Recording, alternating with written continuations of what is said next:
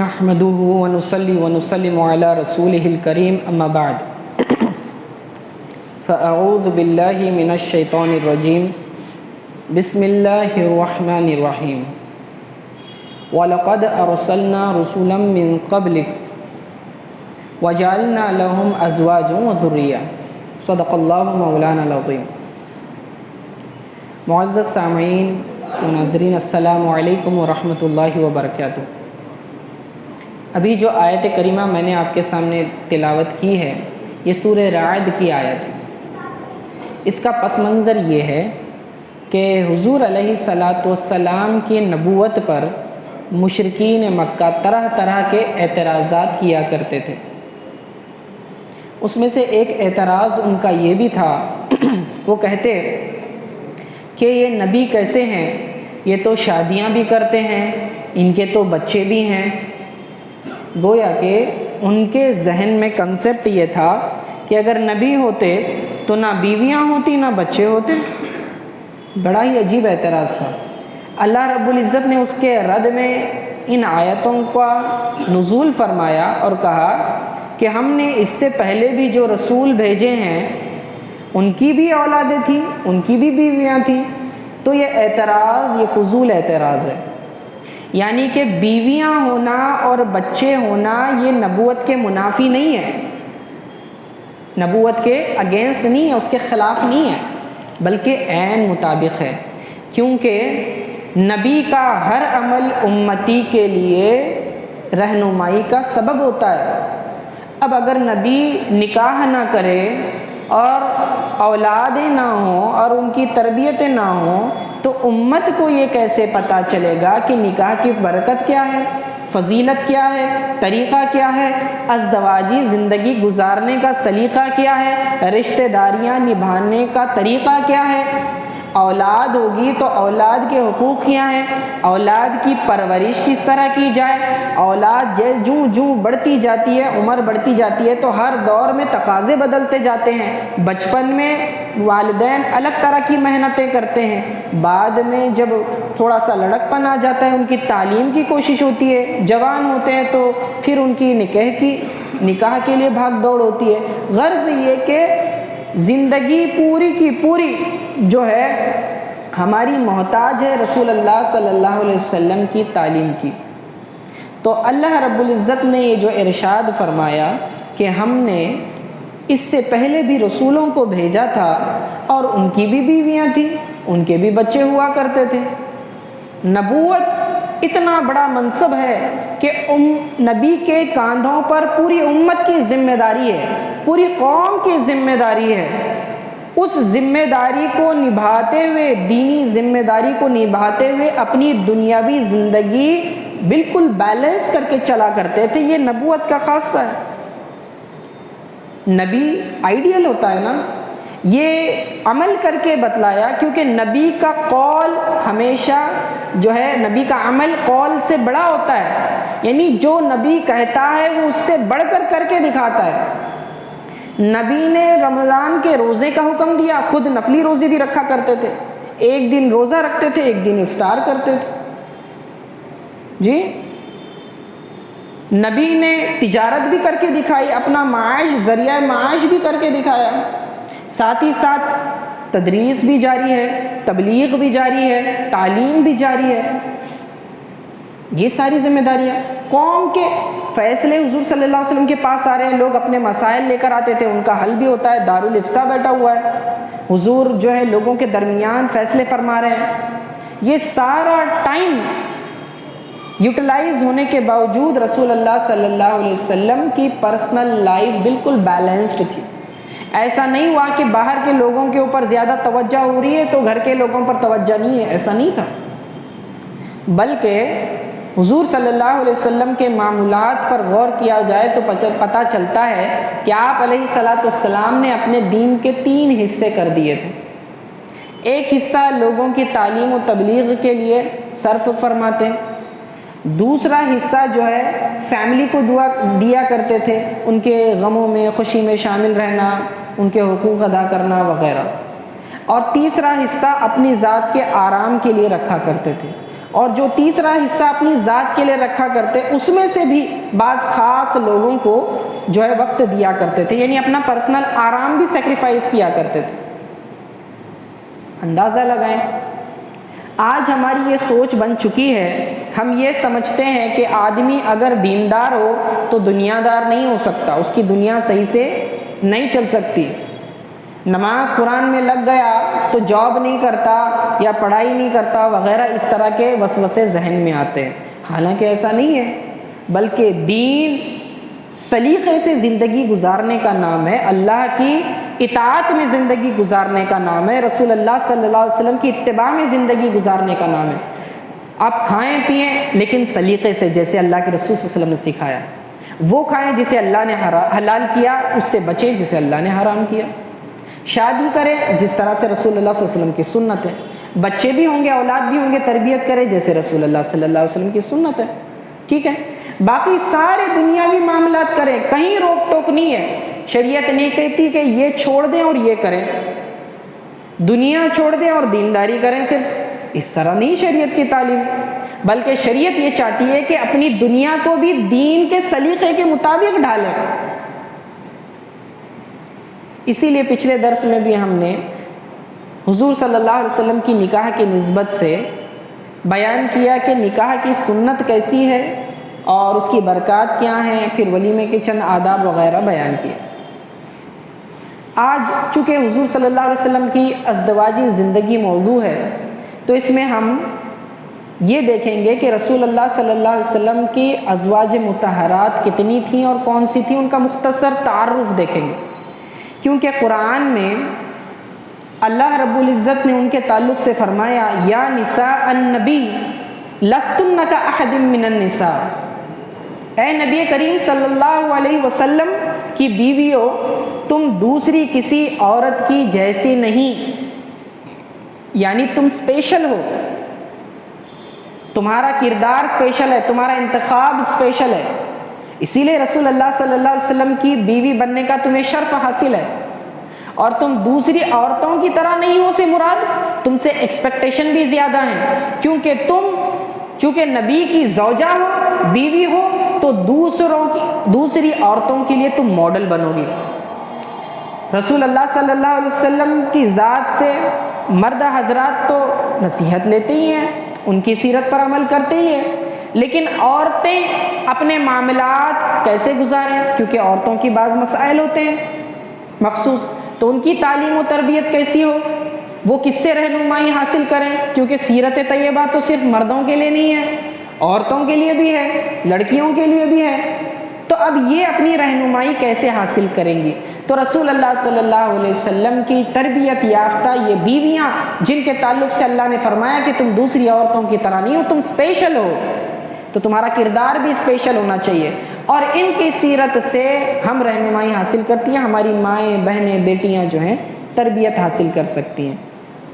اور آگے سورۃ الاحزاب میں اللہ نے فرمایا ایک جگہ النبی اولیٰ بالمؤمنین من انفسہم وازواجہ امہاتہم، نبی کریم صلی اللہ علیہ وسلم مومنوں کی جانوں سے زیادہ ان کے قریب ہیں، اور آپ کی ازواج مطہرات ان کی مائیں ہیں، فرمایا امہاتہم، امہات جمع ہے امن کی، امن عربی میں ماں کو کہتے ہیں، امہات اس کا پلورل ہے، تو یہ ازواج جمع ہے زوجن کی، زوجن لفظ جو ہے یہ جوڑا، اس کا معنی ہوتا ہے جوڑا، مرد کے لیے عورت اس کے لیے زوج ہے اور عورت کے لیے جو ہے مرد اس کا زوج ہے، یعنی کہ دونوں پر یہ لفظ بولا جاتا ہے، البتہ عورت ہو تو زوجتن بھی کہا جاتا ہے، مرد ہوتا ہے تو زوجن بغیر تائے تانیث کے یہ کہا جاتا ہے، تو اس کا مطلب ہوتا ہے جوڑا، تو زوجن کی جمع ازواجن، ٹھیک ہے نا،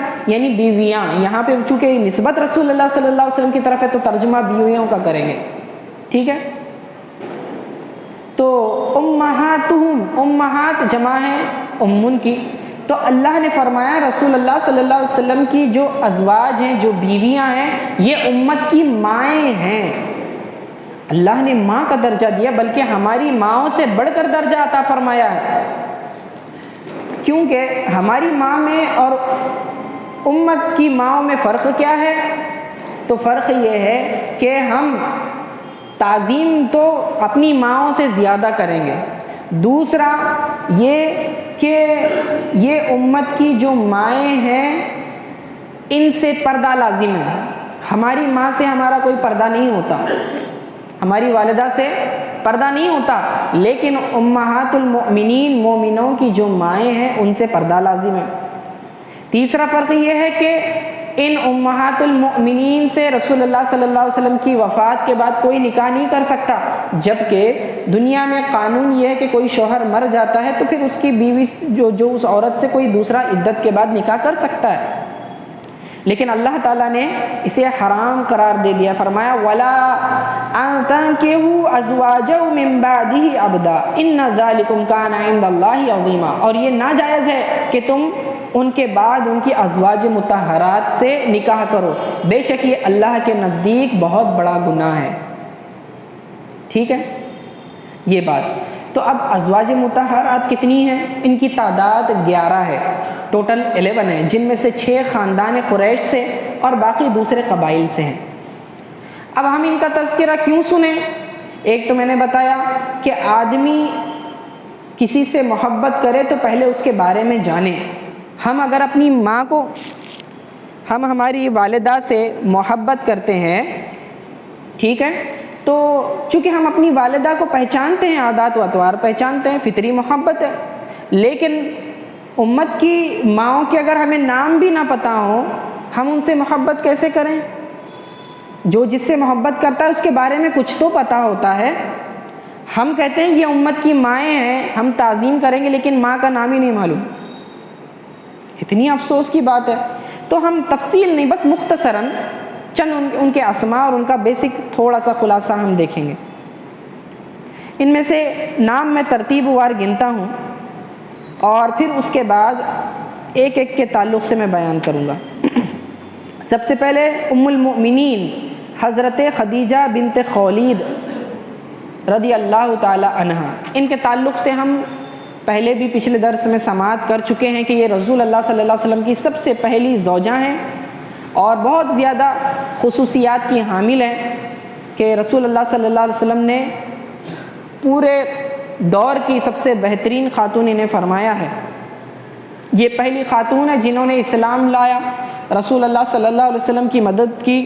اعلان نبوت کے بعد ہر طرف سے مخالفت کی لہر اٹھی تو آپ نے قدم قدم پر رسول اللہ صلی اللہ علیہ وسلم کی تسکین کا سامان کیا، اپنا سارا مال جو ہے رسول اللہ صلی اللہ علیہ وسلم پر نچھاور کر دیا، نذر کر دیا. ان کی فضیلت میں کئی احادیثیں آئی ہیں. ان کی خصوصیت یہ بھی ہے کہ دنیا میں رسول اللہ صلی اللہ علیہ وسلم نے حضرت خدیجہ رضی اللہ تعالی عنہا کو جنت کا انگور کھلایا ہے. معجم اوسط طبرانی کی حدیث ہے جس میں یہ موجود ہے کہ آقا علیہ الصلوۃ والسلام نے جنت کا انگور جو ہے حضرت خدیجہ رضی اللہ تعالی عنہا کو کھلایا. تو دنیا میں کسی نے جنت کی نعمت چکھی ہے تو حضرت خدیجہ الکبریٰ رضی اللہ تعالی عنہا ہے. پھر جبریل علیہ السلام نے اللہ کا سلام ان پر پیش کیا تھا، بخاری شریف کی حدیث ہے، اور فرمایا تھا کہ جنت میں ان کے لیے موتی کا ایک عالی شان محل ہے جس میں نہ کوئی شور رہے گا اور نہ کوئی زحمت و تکلیف. پھر حاشیہ زرقانی میں حدیث پاک ہے کہ اہل جنت کی عورتوں میں سب سے افضل حضرت خدیجہ رضی اللہ تعالی عنہا ہے، حضرت فاطمہ رضی اللہ تعالی عنہا، حضرت مریم علیہ السلام اور حضرت آسیہ علیہ السلام. 4 بڑی خاتون ہیں. آپ علیہ السلام آپ کے وصال کے بعد سب سے زیادہ آپ کا ذکر فرماتے اور بکری ذبح کرتے تو آپ کی سہیلیوں کے گھر بھی ضرور بھیجواتے. حضرت خدیجہ الکبریٰ رضی اللہ تعالی عنہا کا وصال مبارک اعلان نبوت کے 10ویں سال مکہ مکرمہ میں ہوا اور مزار مبارک جنت المعلا میں ہے. مکہ مکرمہ میں جب آپ جاتے ہیں، مسجد الحرام سے باہر کی طرف نکلتے ہیں تو وہاں پر دور جو ہے جنت المعلا قبرستان ہے، ٹھیک ہے، اس کی بھی بڑی فضیلت آئی ہے. تو وہاں جو ہے حضرت خدیجہ الکبریٰ جو ہے آرام فرمائیں. دوسری ام المؤمنین حضرت عائشہ صدیقہ رضی اللہ تعالی عنہا. یہ سیدنا ابو بکر صدیق رضی اللہ تعالی عنہ کی صاحبزادی ہیں، بیٹی ہیں، اور آپ کی والدہ کا نام ام رومان رضی اللہ تعالی عنہا ہے. ہجرت سے 3 سال پہلے حضور صلی اللہ علیہ وسلم نے آپ سے نکاح فرمایا اور 1 ہجرت میں آپ کی رخصتی ہوئی۔ نبی کریم صلی اللہ علیہ وسلم کے وصال مبارک کے وقت عمر مبارک 18 تھی۔ آپ کا وصال جو ہے 17 رمضان المبارک 58 ہجری میں مدینہ منورہ میں ہوا۔ نماز جنازہ حضرت ابو ہریرہ رضی اللہ تعالیٰ عنہ نے پڑھائی، اور آپ کا مزار مبارک جنت البقیع میں ہے۔ جنت البقیع یہ مدینہ کا قبرستان، مسجد نبوی کے بالکل سامنے۔ آپ کی بہت زیادہ فضیلت آئی ہے احادیث میں۔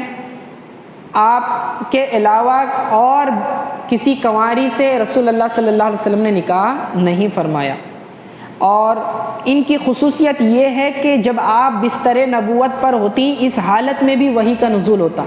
صرف یہی ایک زوجہ ہیں جن کے بستر پر قرآن نازل ہوا ہے، باقی اور کسی زوجہ کے بستر پر قرآن نازل نہیں ہوا۔ تقریباً 2210 احادیث شریفہ آپ سے مروی ہیں۔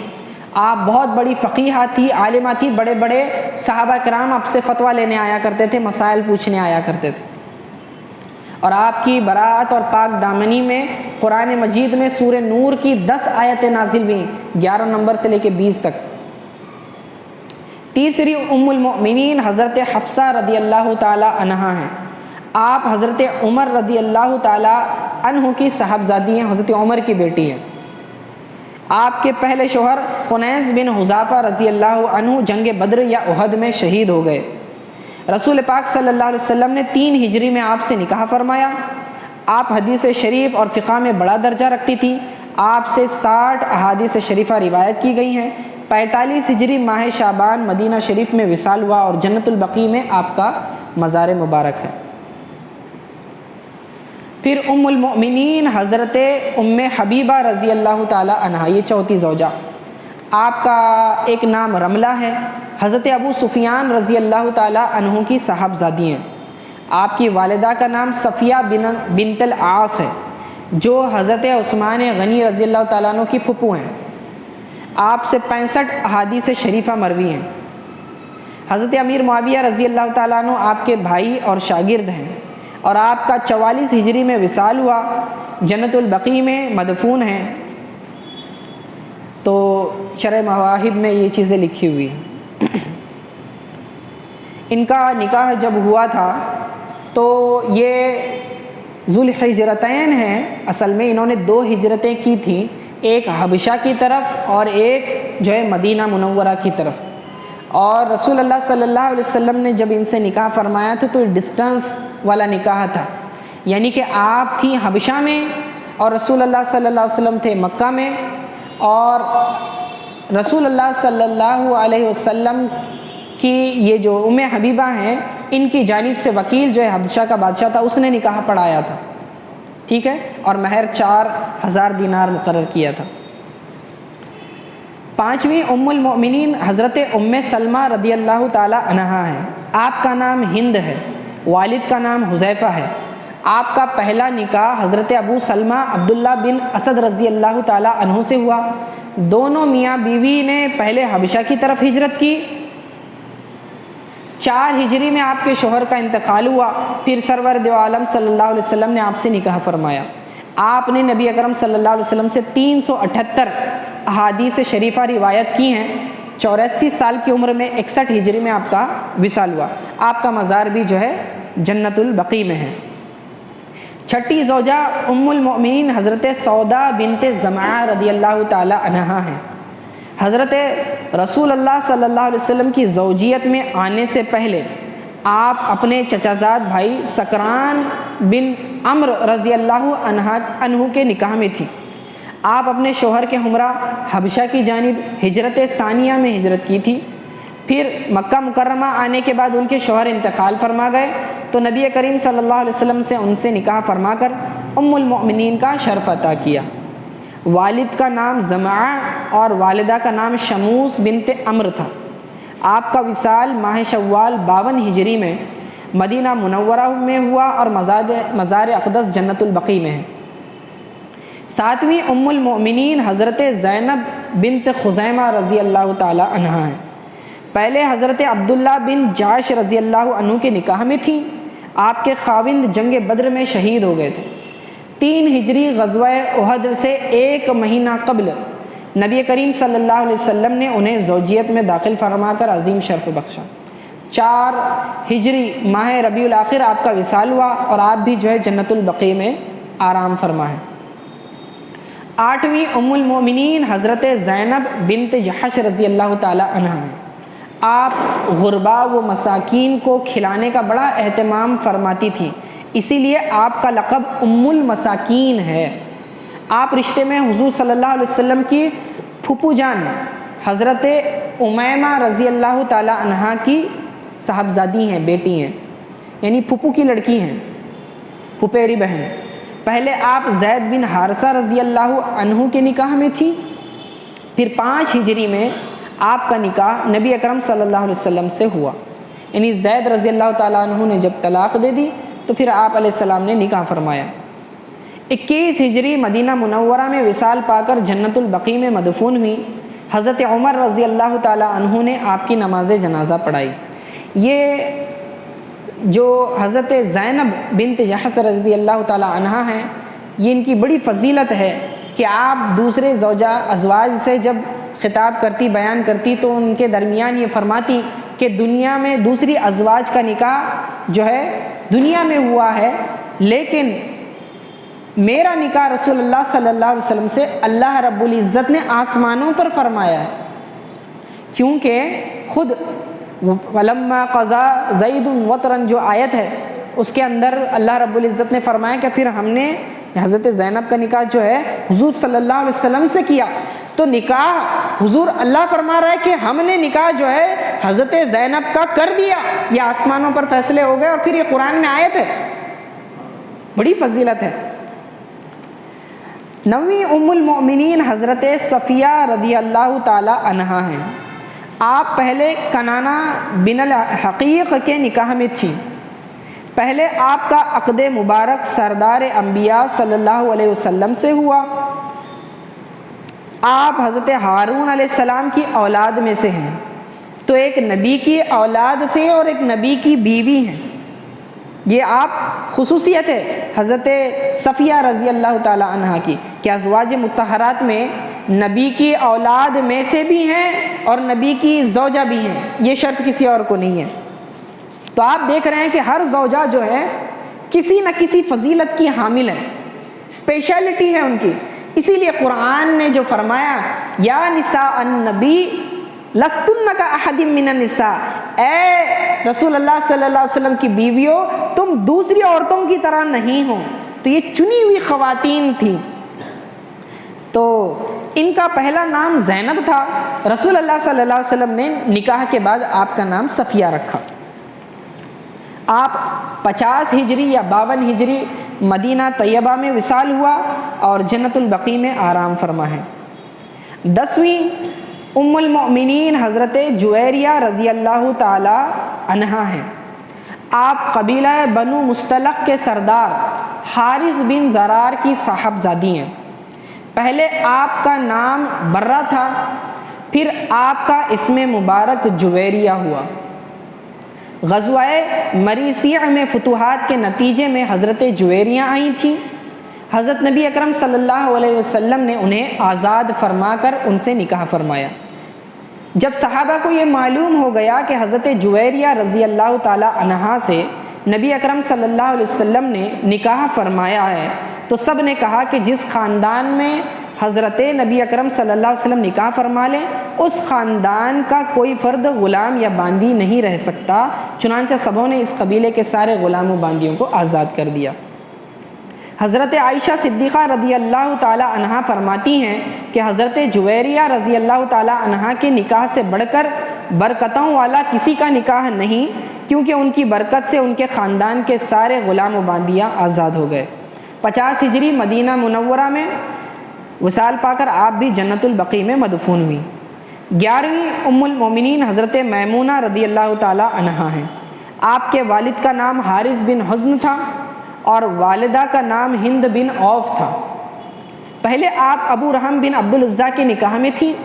7 ہجری عمرۃ القضاء کے بعد سرور کائنات صلی اللہ علیہ وسلم کی نکاح میں داخل ہونے کا شرف حاصل کیا۔ اس کے بعد سرکار دو عالم صلی اللہ علیہ وسلم نے کسی سے نکاح نہیں فرمایا۔ 51 ہجری میں آپ کا وصال مبارک ہوا۔ آپ کی نماز جنازہ آپ کے بھانجے حضرت عبداللہ ابن عباس رضی اللہ عنہما نے پڑھائی۔ مکہ مکرمہ کے مقام صرف میں آپ کا مزار مبارک ہے۔ فی الحال اس علاقے کو نواریہ کہا جاتا ہے، جہاں اب بھی آپ کا مزار مبارک ایک 4 دیواری کے اندر محفوظ ہے۔ آپ سے 76 احادیث شریفہ مروی ہیں۔ سرکار دو عالم صلی اللہ علیہ وسلم کی ازواج مطہرات میں سب سے پہلے حضرت خدیجہ رضی اللہ تعالی عنہا کا وصال مبارک ہوا، اور رسول اللہ صلی اللہ علیہ وسلم کے وصال مبارک کے وقت جملہ 9 ازواج مطہرات موجود تھیں۔ نبی اکرم صلی اللہ علیہ وسلم کے وصال اقدس کے بعد سب سے پہلے حضرت ام المؤمنین زینب بنت جحش رضی اللہ عنہا کا وصال ہوا، اور سب سے آخر میں ام المؤمنین حضرت ام سلمہ رضی اللہ تعالیٰ عنہا کا وصال ہوا۔ یہ تو چند مختصر تعارف تھا ازواج مطہرات کا، ان کے نام اور ان کی بنیادی خصوصیت، تفصیل تو بہت ہے۔ اب میں ایک اہم مضمون کی طرف آپ لوگوں کو لانا چاہتا ہوں، بہت ہی اہم، جو اعتراضات سیرت رسول صلی اللہ علیہ وسلم پر مشرکین، غیر مسلمین، مستشرقین، دوسرے مذاہب کے یہود وغیرہ بھی کرتے، اور آج کے زمانے کے جو بد مذہب ہیں یا دنیا دار طبقہ ہے جن کا دین سے کوئی تعلق نہیں، یہ لوگ رسول اللہ صلی اللہ علیہ وسلم کی ذات پر جو ہے کیچڑ اچھالنے کی کوشش کرتے ہیں۔ تو ضروری میں سمجھتا ہوں کہ آپ لوگوں کو چند ایک باتیں رسول اللہ صلی اللہ علیہ وسلم کی تعدد ازواج، یعنی ایک سے زیادہ نکاح رسول اللہ صلی اللہ علیہ وسلم نے کیوں کیا، اس کی کیا حکمت تھی، یہ بہت اہم بات ہے، توجہ فرمائیں۔ سب سے پہلے ایک سوال ذہن میں یہ آتا ہے کہ رسول اللہ صلی اللہ علیہ وسلم کو اللہ تعالیٰ نے 11 نکاح کرنے کی اجازت دی، لیکن امت محمدیہ کو صرف 4 نکاح کرنے کی اجازت دی، ایسا کیوں؟ پہلی بات، رسول اللہ صلی اللہ علیہ وسلم کی ذات جو ہے عام لوگوں کی طرح نہیں ہے، اور یہ نبوی خصائل میں سے، انبیاء کی خصوصیات میں سے ہے کہ رسول اللہ صلی اللہ علیہ وسلم کو 11 ازواج سے نکاح کرنے کا اللہ تعالیٰ نے حکم دیا تھا، اور اللہ رب العزت کے رسول اللہ صلی اللہ علیہ وسلم حکم کے پابند ہیں، اور ہم اللہ کے حکم کے پابند ہیں۔ تو جو حکم ہمیں ملا ہم لیتے ہیں، جو رسول اللہ صلی اللہ علیہ وسلم کو حکم دیا رسول اللہ صلی اللہ علیہ وسلم نے اسے کر کر دکھایا۔ اور دوسری وجہ یہ کہ نبی کا عمل قول سے بھی بہتر ہوتا ہے، بڑا ہوتا ہے، یعنی آقا علیہ الصلوۃ والسلام نے جو حکم دیا نکاح کرو، 4 کا حکم دیا، آپ نے 11 نکاح کر کر انہیں پورا سنبھال کر بتایا، اپنی ازدواجی زندگی، فیملی لائف بالکل بیلنس کی، جبکہ نبوت کا بوجھ، نبوت کی ذمہ داری کندھوں پر ہے، پورے قوم، بلکہ پورا عرب، بلکہ پوری دنیا رحمت للعالمین، تمام جہانوں کے لیے رحمت بنا کر بھیجے گئے۔ اتنی بڑی ذمہ داری ہونے کے باوجود فیملی لائف کتنی بیزی ہے۔ ہمارے یہاں بہانہ یہ دیا جاتا ہے کہ یار بیوی بچوں میں، گھر کے کام میں اتنا مصروف ہے کہ بھائی نمازوں کو بھی ٹائم نہیں ملتا۔ رسول اللہ صلی اللہ علیہ وسلم کی سیرت دیکھیں، آپ سے زیادہ مصروف وہ تھے، لیکن وقت آپ کے لیے جتنا تھا ان کے لیے بھی اتنا ہے۔ آپ بھی 24 گھنٹے آپ کے پاس ہیں، ان کے پاس بھی 24 گھنٹے ہیں، لیکن یوٹیلائزیشن کا فرق ہے۔ آپ اپنا وقت ضائع کرتے ہیں، رسول اللہ صلی اللہ علیہ وسلم اپنا وقت صحیح استعمال کرتے تھے۔ تو ٹائم مینجمنٹ اور رسپانسبلٹیز اینڈ ڈیوٹی کس طرح مینیج کی جائیں، family life, personal life, professional life کیسے مینیج کی جائے، یہ رسول اللہ صلی اللہ علیہ وسلم کی سیرت سے ہمیں حاصل ہوتی ہے۔ آدمی کی 1 سے 2 بیویاں ہو جائیں نا تو اس کو سنبھالنا مشکل ہو جاتا ہے، اور شوق تو 4 کا ہوتا ہے۔ جی یاد رکھیں، جو قرآن میں حکم ہے نا کہ 4 نکاح کی اجازت ہے، یہ اجازت ہے، حکم نہیں ہے۔ کیا ہے؟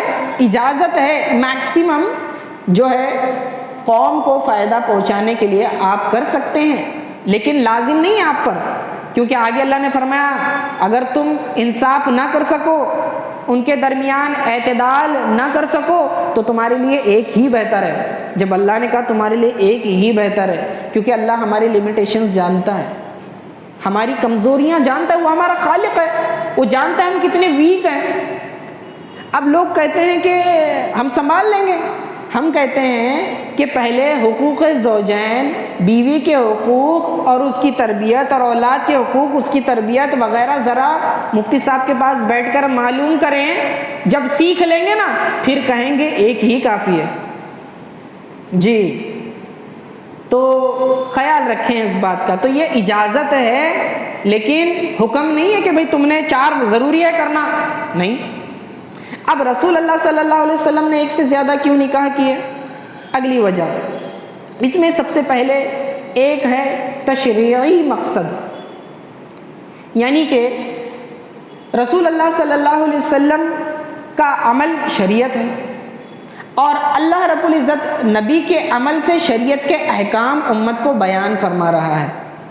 تو قوم میں بہت ساری برائیاں تھیں، لوگ جو ہے بیوہ سے نکاح کرنے کو پسند نہیں کرتے تھے، اللہ رب العزت نے شریعت میں حکم دیا اور نبی کو حکم دیا کہ بیوہ سے نکاح کریں۔ رسول اللہ صلی اللہ علیہ وسلم نے بیوہ سے نکاح فرمائے، سوائے حضرت عائشہ رضی اللہ تعالی عنہا کے کوئی بھی کنواری زوجہ نہیں ہے۔ اگر کوئی شخص نفسانی خواہشات کا طلبگار ہو تو وہ خواہش کرے گا کہ کنواری لڑکی سے شادی کرے، شادی شدہ یا مطلقہ طلاق شدہ سے کیوں کرے گا؟ ایک بات۔ دوسری، اگر کوئی یہ سمجھتا ہے کہ نفسانی خواہشات کی بنیاد پر اس لیے زیادہ نکاح کیے، تو بھئی نفسانی خواہشات کا تقاضا تو یہ ہے کہ اپنے سے عمر میں کم سے شادی کرے، اپنے سے بڑی عمر والوں سے تو نکاح نہیں ہوتا۔ حضرت خدیجہ رضی اللہ تعالی عنہا کی عمر 40 برس تھی اور آپ 25 برس کے تھے، جی اپنے سے عمر میں کتنی بڑی ہے، کتنی بڑی ہے، تو اس کے باوجود آپ نے نکاح فرمایا جبکہ یہ پہلا نکاح تھا۔ تیسری بات یہ کہ آدمی اگر نفسانی خواہشات کے پیچھے ہو تو وہ جب جوانی شباب جو ہے عروج پر ہو، یعنی 25 30 40 کی عمر جب اس کی جوانی زیادہ ہوتی ہو، عروج پر ہوتی ہو، تب زیادہ نکاح کرے گا۔ جبکہ رسول اللہ صلی اللہ علیہ وسلم نے جب تک خدیجۃ الکبریٰ رضی اللہ تعالیٰ عنہ حیات تھی کوئی نکاح کیا ہی نہیں۔ آپ علیہ السلام کی عمر ہو گئی 50 سال، جوانی کا اکثر حصہ جو ہے شباب کا وہ تو گزر چکا تھا، 50 سال کے بعد باقی نکاح کیے، اندازہ لگائیں۔ تو کسی کے ذہن میں یہ خیال آ ہی نہیں سکتا کہ نفسانی خواہشات کی بنیاد پر کیے ہوں۔ جی اگر نفسانی خواہشات کا تقاضا ہوتا تو آدمی جو ہے، اب دیکھیں بیوہ سے کیوں نکاح کرے گا، جبکہ ایک نہیں بلکہ 2 شوہر حضرت خدیجۃ الکبریٰ کے تھے، 2 بار بیوہ ہوئی، ایک نہیں 2 بار، اور رسول اللہ صلی اللہ علیہ وسلم کا پہلا نکاح ہے۔ جی اچھا، اگر کوئی نفسانی خواہشات کی بنیاد پر نکاح کرنا چاہے تو اپنے والدین سے تقاضا کرے گا کہ میرا نکاح کراؤ، جبکہ رسول اللہ صلی اللہ علیہ وسلم نے خود پیغام نہیں بھیجا تھا، آپ کے پاس پیغام آیا تھا حضرت خدیجہ رضی اللہ تعالیٰ عنہ کا، اور سفارش کی تھی حضرت ابو طالب نے، کہا تھا کہ ان کے مشورے سے پھر آپ نے نکاح کیا، یہ نہیں کہا چلے میں کرتا ہوں۔ جی ضبط نفس دیکھیں کتنا ہے، جبکہ مسلم شریف کی حدیث ہے کہ آقا علیہ الصلاۃ والسلام کو اللہ رب العزت نے 10 جنتی مردوں کی طاقت عطا فرمائی تھی، آپ اندازہ لگائیں، اور جنت کے ایک مرد کی طاقت دنیا کے 100 مردوں سے زیادہ ہے۔ اس اعتبار سے رسول اللہ صلی اللہ علیہ وسلم کا نفس، آپ کا ضبط نفس اندازہ لگائیں کیسا تھا، اور حضرت خدیجۃ الکبریٰ رضی اللہ تعالیٰ عنہ سے نکاح بھی ہے، تو پھر تنہائی کے اور عبادات کے معاملات دیکھیں، اکثر اوقات غار حرا کی طرف جا رہے ہیں، تنہائی پسند ہے، غور فکر تفکر تدبر میں لگے ہوئے ہیں۔ جی ہمارے یہاں نکاح ہوتا ہے تو پھر آدمی جو ہے بیوی کی طرف ہی نظر آتا ہے. جی بالکل درست ہے، حقوق ادا کرنے ہیں، لیکن اس کے باوجود دیکھیں. اچھا، رسول اللہ صلی اللہ علیہ وسلم کے اکثر اولاد ساری کی ساری خدیجۃ الکبریٰ رضی اللہ تعالیٰ عنہا سے. ایک حضرت جو ابراہیم ہیں، جو ہیں آپ کی باندی ماریہ قبطیہ سے ہیں، بس. اس کے علاوہ سارے ازواج، جی سارے بیٹے بیٹیاں تو حضرت خدیجہ سے ہیں. اگر نفسانی خواہشات کے لیے نکاح کیا ہوتا تو باقی ازواج سے بھی پھر اور اولادیں ہوتی نا. اللہ کی منشا تھی. جی یہ ایک تو تشریعی مقصد تھا کہ یہ شریعت بن جائے کہ بیوہ سے نکاح سنت. دوسرا، حضرت زید رضی اللہ تعالی عنہ جو ہیں، حضور صلی اللہ علیہ وسلم نے انہیں اپنا منہ بولا بیٹا بنا لیا تھا. ٹھیک ہے. اور آپ کی یہ جو پھپھو کی لڑکی تھی حضرت زینب بنت جحش رضی اللہ تعالی عنہ، تو رسول اللہ صلی اللہ علیہ وسلم کی خواہش تھی کہ ان کا نکاح جو ہے حضرت زید سے ہو، اور ہر کوئی جو ہے اپنے خاندان میں بہتر ہی چاہتا ہے، لیکن آپس میں ان کی بنی نہیں اور ضروری نہیں، اور اللہ تعالیٰ کی منشا کچھ اور تھی. تو حضرت زید رضی اللہ تعالیٰ عنہ نے بعد میں طلاق دے دی. اللہ رب العزت نے پھر اس کے بعد رسول اللہ صلی اللہ علیہ وسلم کو حکم دیا کہ آپ جو ہیں حضرت زینب سے نکاح فرمائیں. یعنی پہلے بیواؤں سے نکاح کیا، اب طلاق شدہ سے بھی نکاح. سمجھ رہے ہیں آپ؟ پھر رسول اللہ صلی اللہ علیہ وسلم سے ان سے بھی نکاح فرمایا. خود اللہ رب العزت نے آسمانوں پر ان کا نکاح فرمایا. جی تاکہ یہ قانون. اچھا، کیوں خصوصی طور پر انہی کی بیوہ کیوں؟ دوسرے صحابہ کی بھی تو مطلقہ تھی، ان سے کیوں نہیں؟ وجہ اس کی یہ ہے کہ زید رضی اللہ تعالیٰ عنہ کو رسول اللہ صلی اللہ علیہ وسلم نے اپنا منہ بولا بیٹا بنا لیا تھا، اور عربوں کے یہاں منہ بولے بیٹے کو حقیقی بیٹا سمجھا جاتا تھا، اور اس کی بیٹی یعنی کہ اس کی بیوی حرام سمجھی جاتی تھی اس پر، باپ کے اوپر. تو اللہ نے فرمایا منہ بولا بیٹا حقیقی بیٹا نہیں ہوتا. سمجھے نا؟ تم نے منہ بولا بیٹا بنا لیا ہے، لیکن اس کی جو متعلقہ ہے اس سے نکاح جائز ہے، حقیقی بیٹا نہیں بنتا. سگا رشتہ قائم خون کے رشتے کی طرح رشتہ قائم نہیں ہوتا. یہ پرمپرا توڑنے کے لیے پھر ان سے نکاح فرمایا. حکمت سمجھ رہے ہیں؟ ذاتی کچھ بھی نہیں ہے. رسول اللہ صلی اللہ علیہ وسلم گھر کے معاملات میں بھی اللہ تعالیٰ کے حکم کے پابند تھے. جی یہ ایک مقصد، تشریعی مقصد اسے کہیں گے. دوسرا ایک مقصد تھا تبلیغی مقصد. اب یہ تو چند وجوہات میں نے بیان کی. اب تبلیغی مقصد کیا تھا کہ رسول اللہ صلی اللہ علیہ وسلم اکثر اوقات جو ہیں مردوں میں تبلیغ و تعلیم فرما رہے ہیں، عورتوں کے لیے ایک دن مقرر ہے، اور رسول اللہ صلی اللہ علیہ وسلم کے شب و روز میں جو جب تک آپ علیہ السلام گھر کے باہر ہیں صحابہ تعلیم حاصل کر رہے ہیں، لیکن گھر کے معاملات کس کو پتہ چلیں گے؟ بیویوں کو پتہ ہوتے ہیں، بچوں کو پتہ ہوتے ہیں.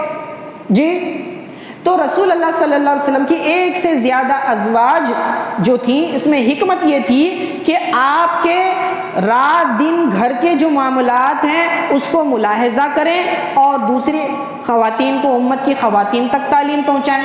تو یہ مبلغہ تھیں، یہ ٹیچرز تھیں امت کو سکھانے کے لیے.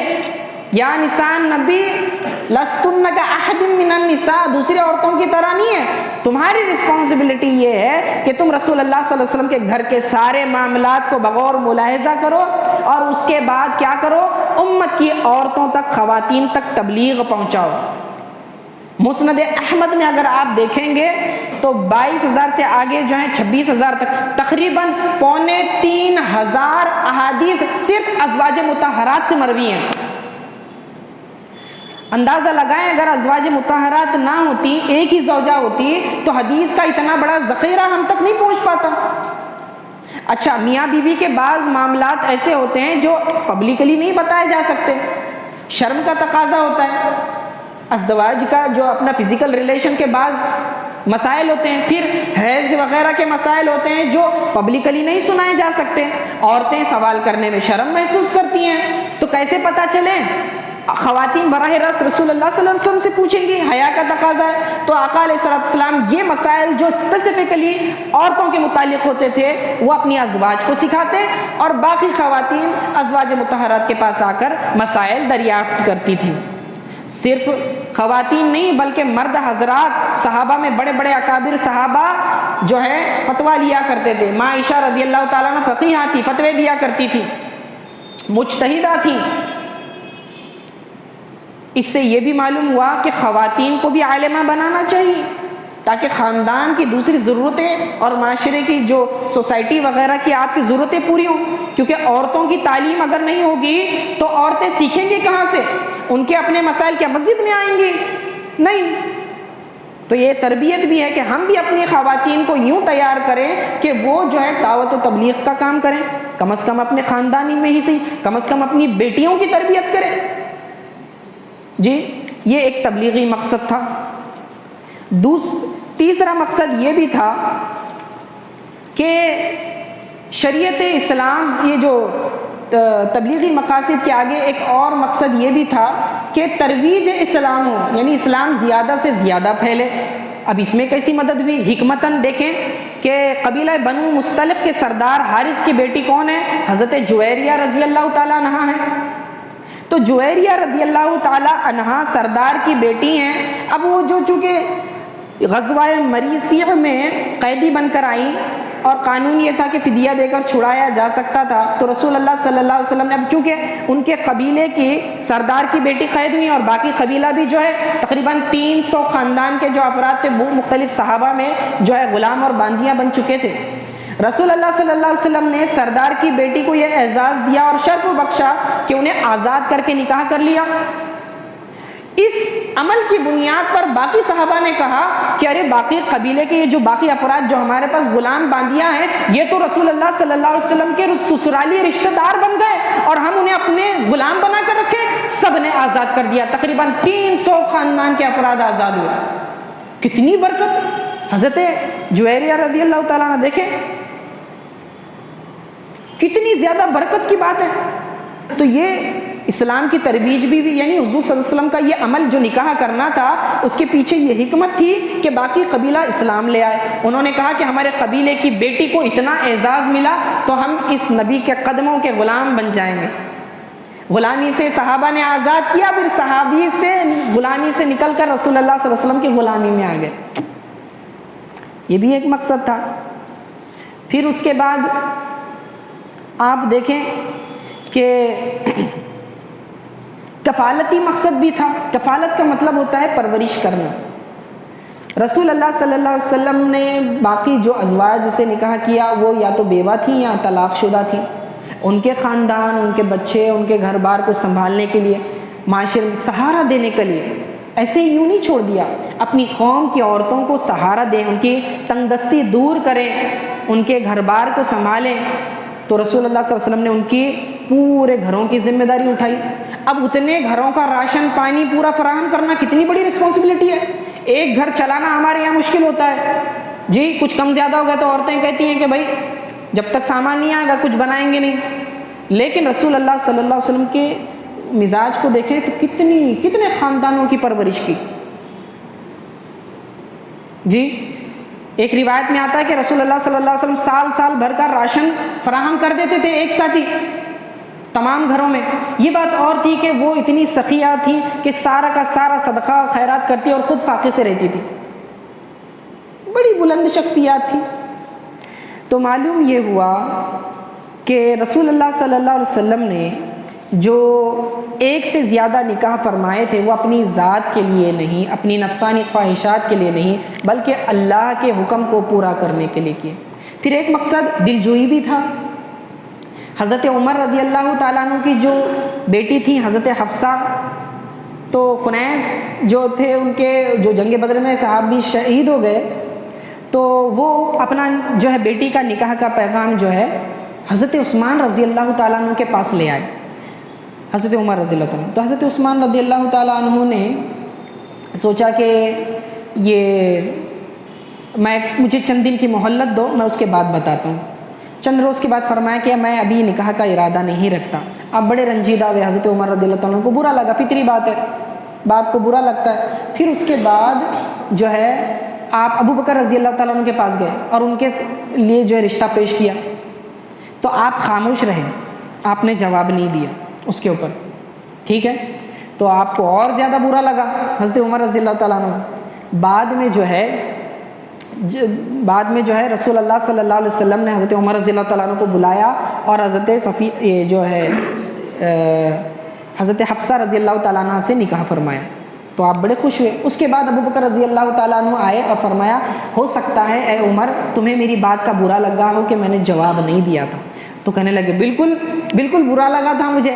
تو کہنے لگے وجہ یہ تھی کہ میں نے رسول اللہ صلی اللہ علیہ وسلم کی زبان اقدس سے آپ کی بیٹی کا تذکرہ سنا تھا اور میں جانتا تھا رسول اللہ صلی اللہ علیہ وسلم نکاح کا ارادہ رکھتے تھے. تو اسی لیے میں نے ہاں نہیں کہا، اور منع بھی اس لیے نہیں کہا کیونکہ پھر میں رسول اللہ صلی اللہ علیہ وسلم کا رازدار تھا اور ان کے راز کو افشا نہیں کرنا چاہتا تھا، راز توڑنا نہیں چاہتا تھا، اس لیے جواب ہی نہیں دیا. یہ حکمت تھی خاموشی میں. تب آپ کو مطمئن ہو گئے. دیکھیں تو ایک دلجوئی اپنے عزیز کی، اس لیے نکاح فرمایا. حضرت ابو بکر رضی اللہ تعالیٰ عنہ کی بیٹی سے نکاح فرمایا تاکہ اپنے ریلیشنز کو اور مضبوط کریں. دوستی رشتہ داری میں بدل گئی. جی تو کیسے اینگلز تھے یہ سارے نکاح میں، کچھ نہ کچھ حکمتیں تھیں. لیکن لوگ چونکہ تعلیم حاصل نہیں کرتے منہ پھٹ اعتراضات کرنے لگ جاتے ہیں. تو اگر کسی کے ذہن میں بھی وہم و گمان بھی ایسا آتا ہے تو توبہ کرنی چاہیے اور اللہ تعالیٰ سے دعا ہے کہ ہمیں حسن ظن رکھنے والا بنائے، رسول پاک صلی اللہ علیہ وسلم کی سیرت طیبہ سے سبق حاصل کرنے والا بنائے. صلی اللہ تعالیٰ علی خیر خلق محمد و آلہ و صحبہ اجمعین برحمتہ.